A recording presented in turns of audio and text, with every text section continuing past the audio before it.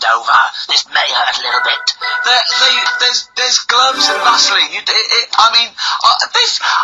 I don't believe there's two of you now in the room. Carl, they're doctors. They have to. What would you rather than put the hand down your throat and round your elementary canal to feel your ass? It's a quicker way in. You seem to know a lot about these doctors and some fingers up people's asses. You're a very well informed gentleman about this sort of thing. Well, say if they did find something. Yeah. Would you then have to get like a second opinion so someone else's finger? Well, no, they test it to see if there's anything suspicious. It's usually a swollen prostate, which can be anything.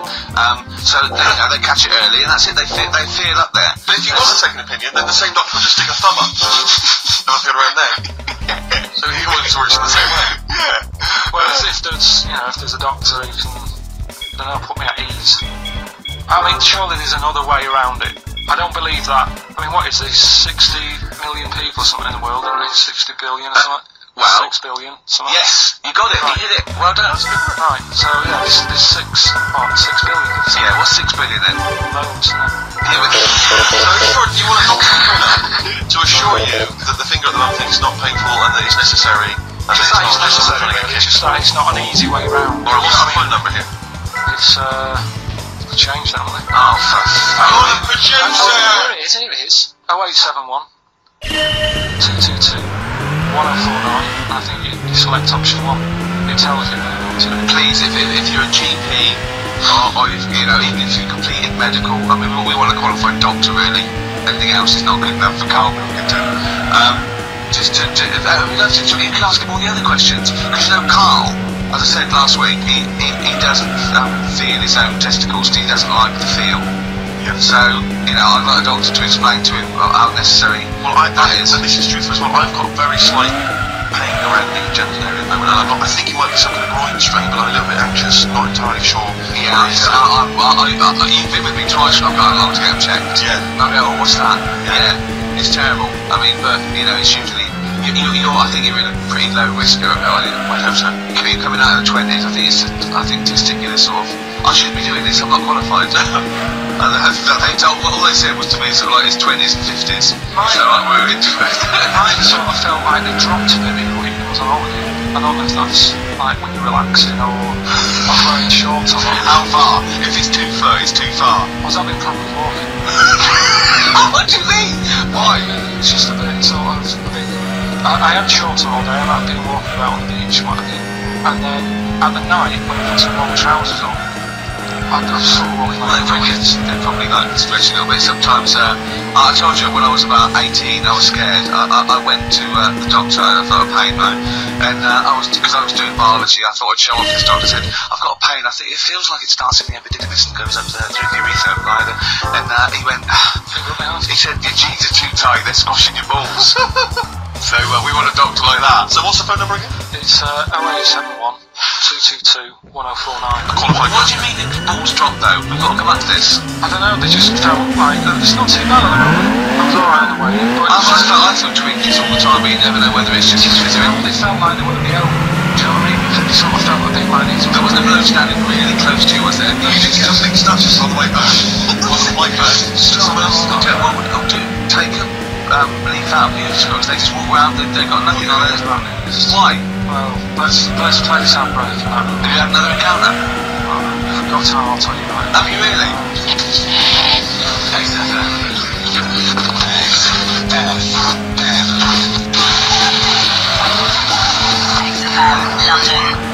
Right, we've got who's that on the line? It's Rob. Rob, are you a doctor? I'm a final year medical student. I'll be a doctor in 2 months, touch wood. That's close enough, isn't it? Yeah. Excellent. So, where do you study? Do you want to give more details, or do you want to remain anonymous as you're calling to? Hospital. All right, great. So, why do GPs sometimes put their finger up a man's anus? To see what's there. And if you've got hemorrhoids, got an enlarged prostate, because of that, what they pick up a big tube and have a look up with a light. What? It's easier to do that. Now, Are you dumbing this down for us, or are you going to fail your medical exams by saying stick on a big tube with a light? I'm dumbing it down. Okay, come on then. We're all intelligent people here, and Carl. So you tell us what now. What's that called? It's called a sigmoid escape. Nice. That was a clever test, wasn't it? 12 inch long. Yeah. 12 inch long tube. I can put up there. So Carl, would you prefer that or a finger? Well, so do they sort of do the finger first, and then, I mean, at what point did they say, hang on, we need a light here? I mean, It's normally if there's something wrong. so if I go then, say if I go to this well-known clinic, right, and Yeah. you go, yeah, the art's good and that, yeah, finger, there you go, and then you go, hang on, I'm going to go and get me light and tube. I could start worrying then because you've sort of found something. And they're not likely to get straight in with the tube. They'll probably send you up some tests first. Well, Carl, there's nothing.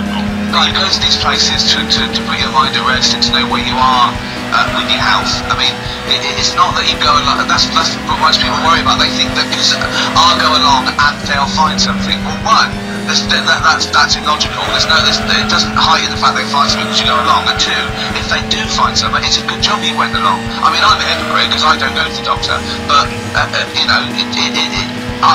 that. You should be concerned if when they shine the little light in your ear, it comes out the other side of your eyes, not the other ear, comes out the other side. That's when you should be worried. Well, Rob, right, you said then, if they find something, you sent me off for some tests. Why can't I just have the test without that cut out the middle one? Because you're wasting lots of money. There's hundreds of tests they can do, and they can do every test, and they can all come back to nothing, or they can see the finger up there, and send you to the three tests you need to find out what's wrong with you. But in this day and age, with all the technology and that, and like brainy doctors and all that, the only way to find out is sticking the finger up there. What are you worried about, Carl? Is it fundamentally that this doctor who's has done 6 years medical training, is it embarrassing to have a man's finger up your I ass? just don't understand how you can get round to that without... But what don't you like? Is it fundamentally you don't like anything up your ass, or is it the fact that it's a man's finger up Well, there? I don't like going to the doctors. It makes me nervous, because I think if anyone searches you long enough, they're going to find a fault with you, right? And especially if they're going that far into you. They're going to find something. And... Probably not. Well, you never... I just don't... I don't know how to get around to that sort of... that point where you get what do you talk to the doctor about? He's like, alright, nice day. Just put your trousers. He goes, he says, I'm gonna just, Most people just shut up and let you do it, and then breathe a sigh of relief when you say there's nothing there. Yeah. Well, is that at the end of the test, or is that for the seniors? It's the last thing. So that trousers up out the door. Because he knows it ends conversation, he knows it's a bit of a faux pas, and the doctor says, oh, I better not kick off with the finger up the arse. Well, what I do is I'll start off with the head, and then when I go, oh, my fucking finger still on. So Rob, he drops his keys and he goes, pick them up, and as you bend over, what do you do with this, Rob? Is this what you're like open to? You do all this I'll have to do it at some point. All doctors do it at some point, no matter what they specialise in. So the first one is another doctor there to sort of make sure you're right, not dentists. No, but you know, It's not doctors anyway. but do you know what I mean? Like, normally it's like a co-pilot will have someone with him for the first one. So when you put your first finger in, Yeah. will someone be there going, right, it's just one of Well, those I've already done it. Okay. Yeah. So that's the thing with the students. You learn. So you get complete. And you learn on... Can I just point out, Rob, I think I'm right in assuming that you don't have a glove on, Yeah. and there's lubrication, Yeah. and it doesn't hurt. No. There you go. What are you worried about, Carl? But who's this person who everyone's testing on in your class? It's not one person. Well, that's bad, but it's like when a patient comes in and they've got a problem, you must like consultant. He does his finger up, and if you've got something, he goes to the patient, is it alright if the student doesn't feel as well? Then you just put on a glove, put his sleeve on the glove, and stick his finger up, see what he comes out with. Yo, Rob, I wish you could see Carl's face. I mean, his face when he said that says, can this fella have a go as well? He looked horrified. He thought it was a free-for-all, like it's a queue of people trying on gloves and going, let's have a go. That looks good up there. What have you found? I mean, how come you had to sort of... Is it not something you could test on yourself rather than... waiting for other people to come in. You can say I know. It's an awkward position to get to, really. You can have a good rummage for it without feeling too awkward, but to sort of have a go on your first patient when you don't really know what you're looking for anyway. Do you know what I mean? Never really thought about it. Because you don't, if you've never done it before, you pop your finger in there, and you've got to sort of look, you've got to have an expression on your face like you know what you're finding. Well, they can't see what you do. They can't see what I mean, you've got there, you've got the big boss consultant there going, now move your finger there, and you'll probably feel this. And then you just done it, you know what's there. What? Also, he's already had a go. And he's going, right, if you feel to the right, that's the conglomerate or whatever. the conglomerate, yeah. It's conglomerate is in perfect working order. Thank you, Ron. Thank you. I'm sorry you had to go through this. Carl is probably the worst patient you'll ever encounter in your medical career. Good luck with your finals and thanks very much. And do you know any female doctors in this? Thank you. XFM 104.9. Thank you.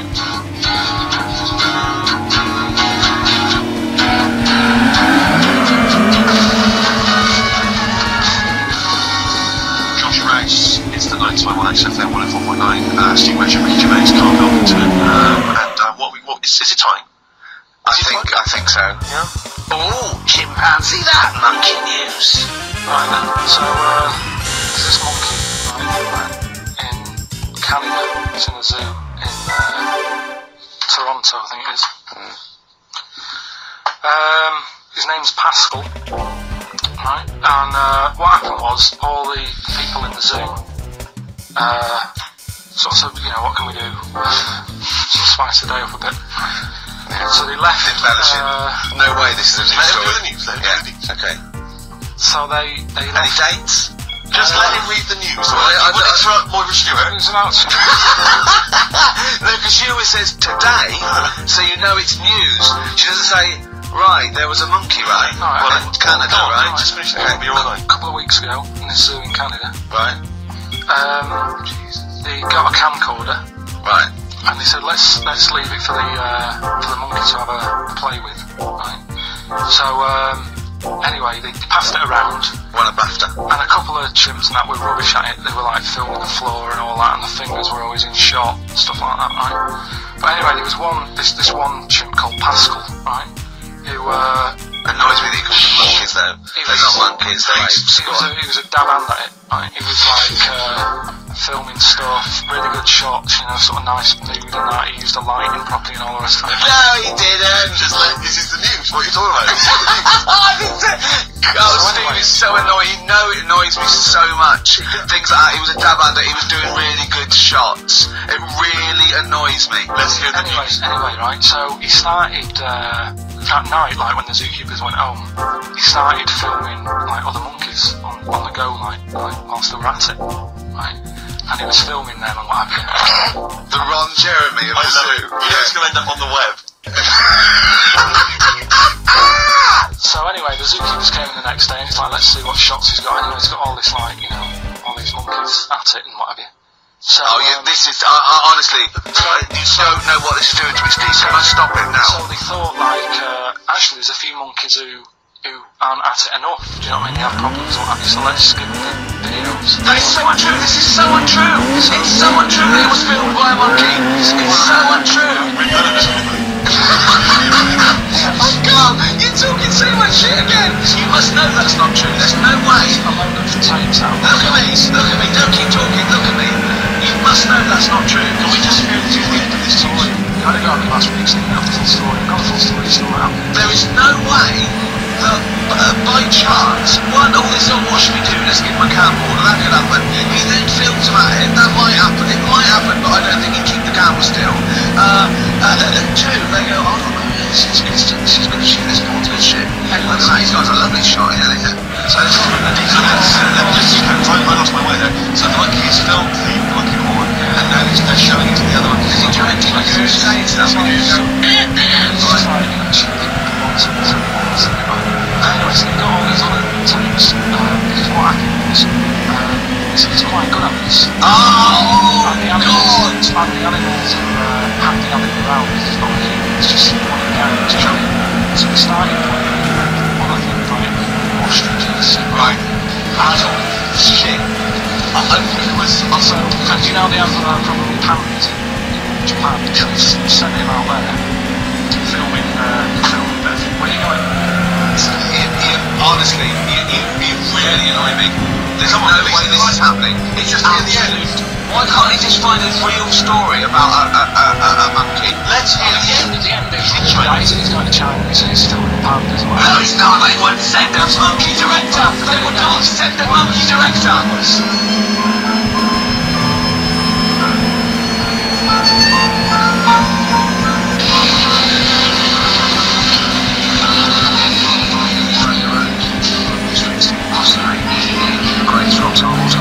Big words, Steve. Well, we went back to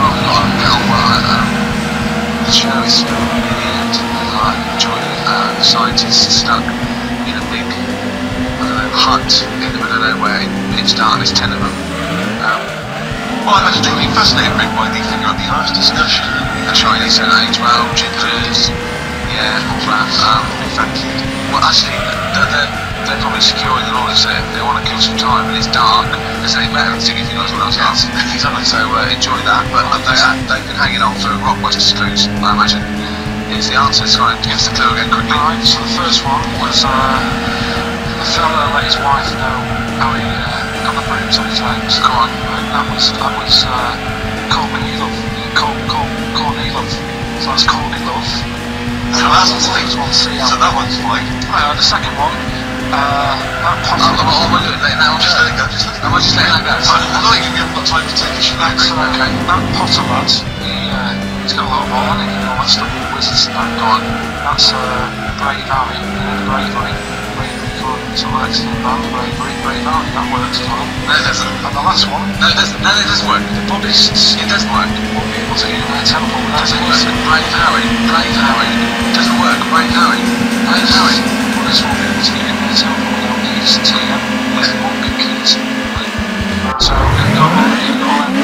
The monkey keys. Who got all them right? Which band are called the monkey keys? The monkeys. Oh, the monkeys. Yeah, the monkeys. Right. So who's the winner this week? The winner this week is Gina. Oh, we're letting that go, yeah? Gina got them all right. I think I texted her she was from Horrorstead. I don't know, I've never heard of that place, but I assume that's right. But Gina, you win that selection. I can't believe she got them. But she goes, wins those and also goes into the prize draw. We'll have 6 people competing for that original Matt Groening thing. If you go to rickygervais.com, you can see Matt actually doing that. We've got a signed Nigel Tufnell and original drawing of us as Flammable Sam. You've got to see xfm.co.uk/Ricky. Yeah. Look at the picture. And well, that's it. It's 3 o'clock. I'm Ricky Gervais with Steve Merchant and Carl Pilkington. More drivel next time. The Shaven Monkey. An